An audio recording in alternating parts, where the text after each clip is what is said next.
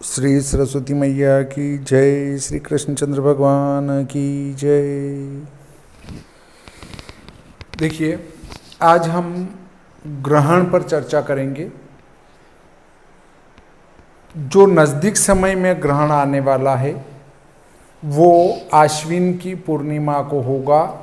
तब भगवान को खीर का भोग कैसे लगाएंगे, तो हम इसमें चर्चा करते हैं। ग्रहण है तो भोग कैसे।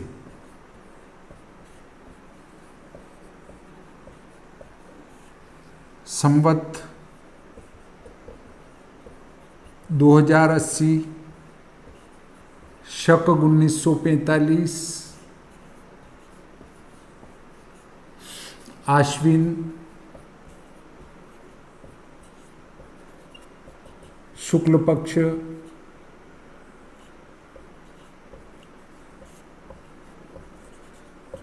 पूर्णिमा शनिवार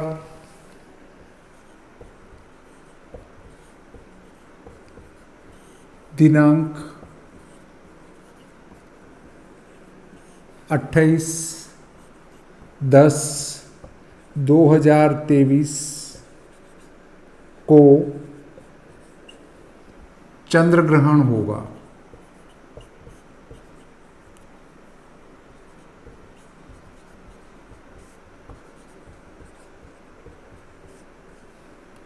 विरल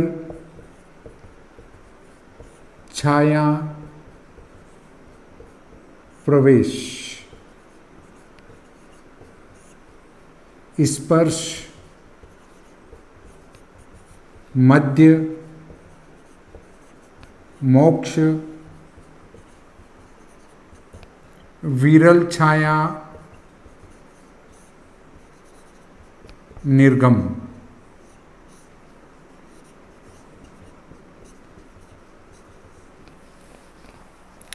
देखिए, इसका विरल छाया प्रवेश होगा 11:32।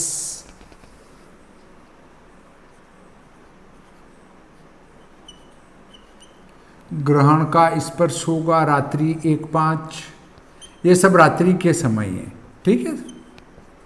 रात्रि 1:05 इस ग्रहण का जो मोक्ष है वो 2:23 पर होगा रात्रि। और विरल छाया से निर्गम जो होगा 3:56 रात्रि। ग्रहण का मध्य अनुपात से निकाल लेंगे। 13 में 18 और 1 घंटे के आधे 30 मिनट, 18 के आधे 9 मिनट, 9 और 30 39 मिनट, 39 और 5 44। ये मध्य होगा रात्रि में।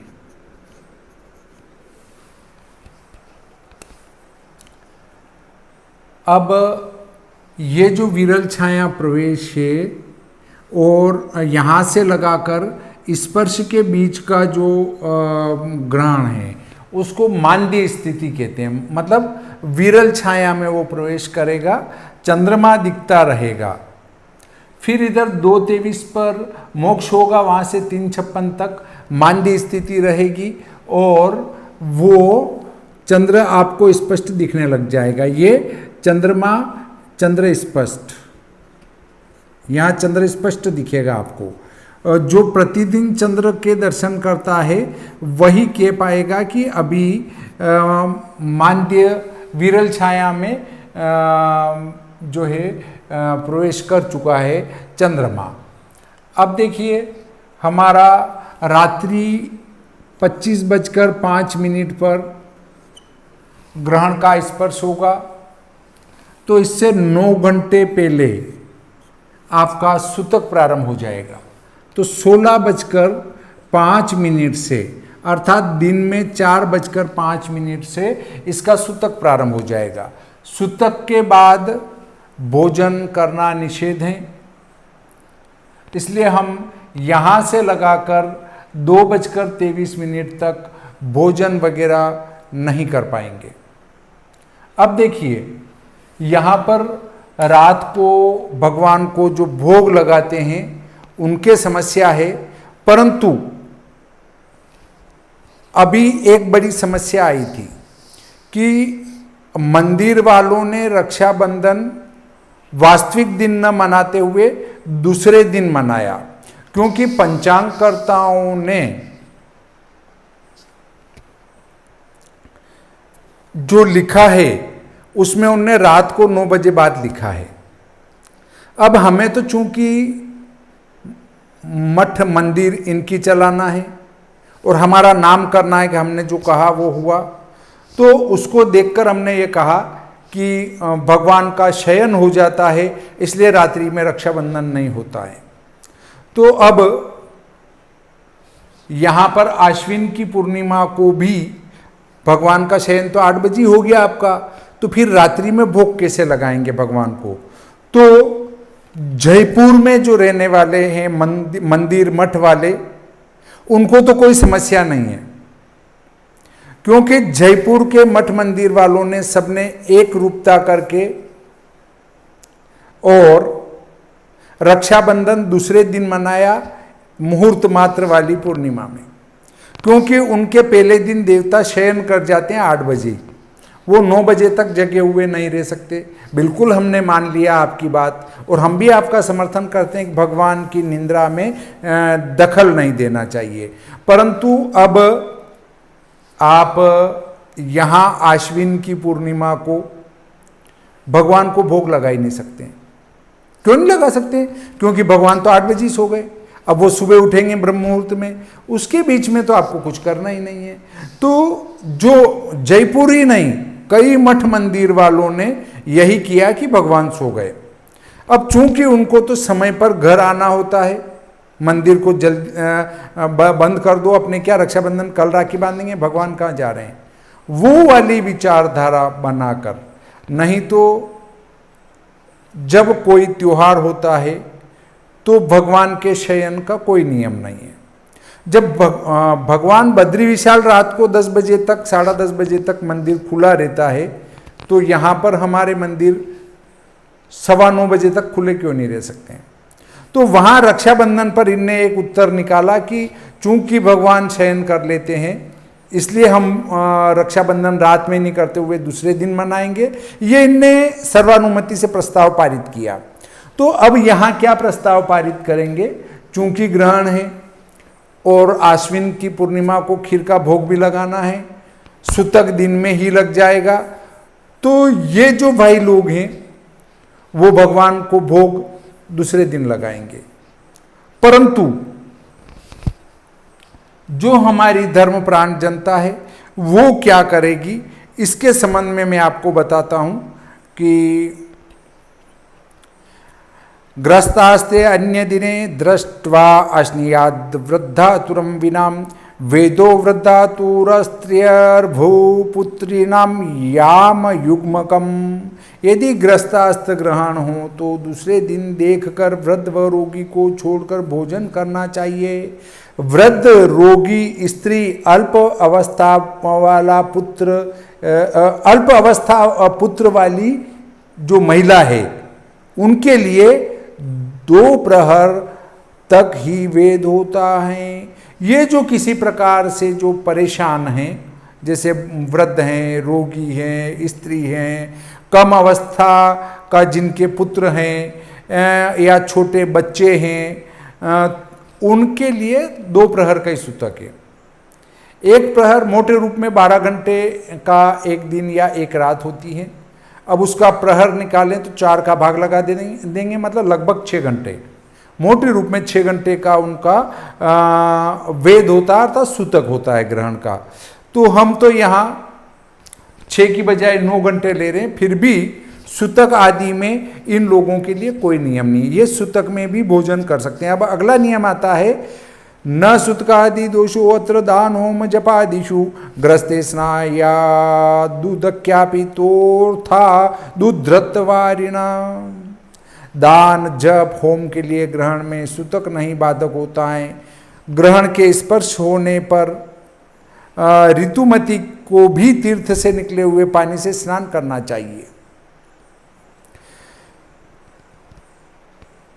मनवर्थ मुक्तावल्याम, मनवर्थ मुक्तावली के आधार पर अन्नम पक्वमिह त्याज्यम स्नानम सवसनम गृहे वारी तक्रार नालादि तिलेर दर्भेर न दुष्यते। मनवर्थ मुक्तावली में बताया है कि पका हुआ अन्न का त्याग ग्रहण में वस्त्रों के साथ स्नान, पानी, मट्ठा, कांजी आदि और तिल कुशा छोड़ने से दूषित नहीं होते हैं। अगर इनमें तिल कुशा छोड़ दो तो वो दूषित नहीं होते हैं। धर्म दर्पण में आया है, क्या आया है? आरनालम पयस्तक्रम दधि स्नेहाज्यपाचितम मणिकस्थोदकम चेव न दुष्येद्राहु सूतके। धर्म दर्पण में कहा है कि कांजी, दूध, मट्ठा, दही, तेल और घी से पका हुआ भोजन मणिस्थ जल राहु के सूतक में दूषित नहीं होते हैं। सूत के अपि च संप्राप्ते यदि स्याद राहु सूतकम न सूतकम भवेत् तावद्यावद्राहुर्न मुंचति। सूतक प्राप्ति में यदि राहु सूतक हैं तो जब तक राहु सूर्य या चंद्र को छोड़ता नहीं है तब तक सूतक नहीं होता।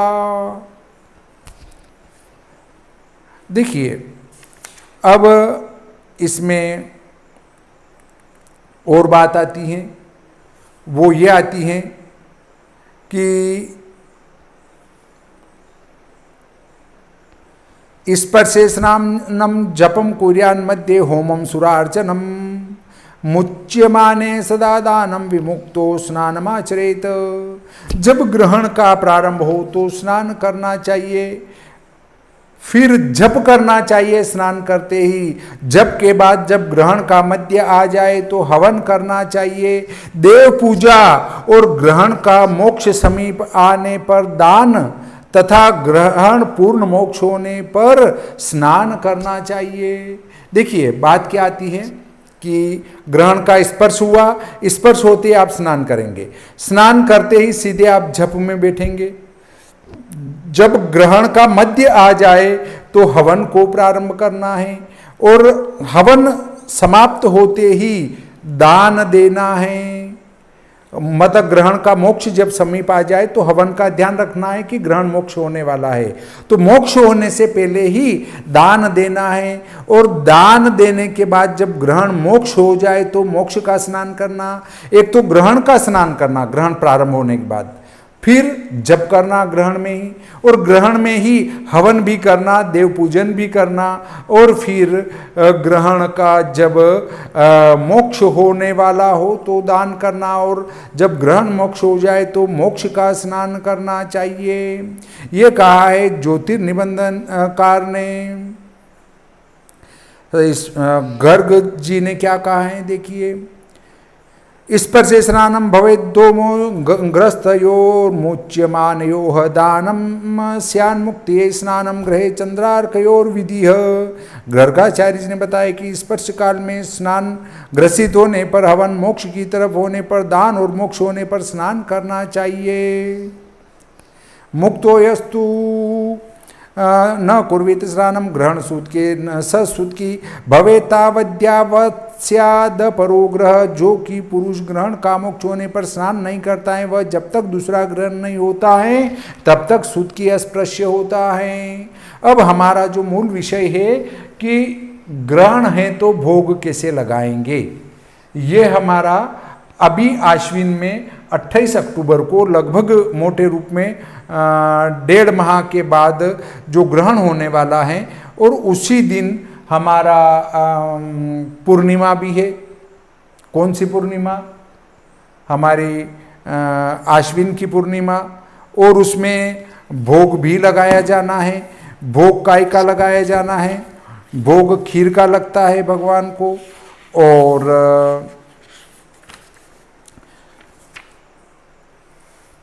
ग्रहण पूर्णिमा भी रात्रि में समाप्त हो रही, तो पूर्णिमा का व्रत भी इसी दिन होगा, कोजागरी व्रत भी इसी दिन होगा, लक्ष्मींद्र की पूजा भी इसी दिन होगी, लक्ष्मी जी और इंद्र जी की पूजा भी इसी दिन होगी। तो ऐसी स्थिति में फिर हम क्या करेंगे? तो उसके लिए शास्त्र में ये बताया गया है कि आपको जो है ग्रहण में क्या क्या दूषित नहीं होते हैं उन पे ध्यान लगाना है। दूध, मट्ठा, दही, तेल और घी से पका हुआ अन्न, इस बात को आप ध्यान रखें। और किस में आया है? ये धर्म दर्पण में आया है। आर्नालम पयस्तक्रम दधि स्नेहाज्यपाचितम मणिकस्थोदकम चेवना दुष्येद राहु सूत के।